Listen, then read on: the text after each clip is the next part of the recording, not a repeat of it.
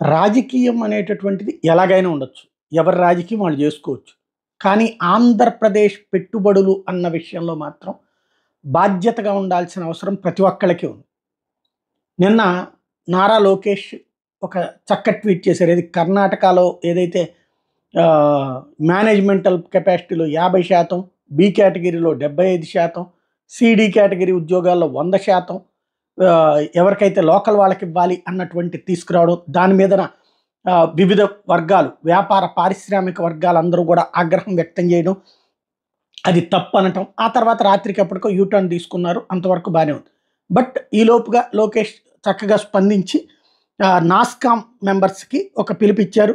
మీకు కావాల్సినవన్నీ నేను ఇక్కడ ఏర్పాటు చేస్తాం, మా రాష్ట్రానికి వచ్చేసేయండి అని. అయితే అలాంటప్పుడు చేతనైతే అవును రండి అని వైఎస్ఆర్ కాంగ్రెస్ పార్టీ వాళ్ళు కూడా పిలవాలి, బాధ్యతగా పిలవాలి. అలా కాకుండా అందరూ అని చెప్పను కానీ ఒక ట్వీట్ మాత్రం వైరల్ అవుతున్నటువంటిది. ఏదైతే వైఎస్ఆర్ కాంగ్రెస్ పార్టీకి సంబంధించినటువంటి వ్యక్తి ఎవరో కానీ చరణ్ రెడ్డి అట, ఆయన పెట్టినటువంటి పోస్టు అంతా అమరావతిలోనే కన్స్ట్రక్షన్కి ఖర్చు పెట్టేస్తారు, ఇక్కడ ఇంకా అమరావతి రెడీ కాలేదు, ఏమి కాలేదు, ఇట్లాంటి చోటకి పెట్టుబడి పెట్టడం వేస్ట్ అంటూ ఆ నాస్కామ్ వాళ్ళకి సలహా ఇవ్వడం అన్నట్టు. ఇట్లాంటి దరిద్రపు ఆలోచనలే ప్రజలలో చిరాకు తెప్పిస్తే, కోపం తెప్పిస్తే, తప్పు అనిపించేటటువంటి అంశం.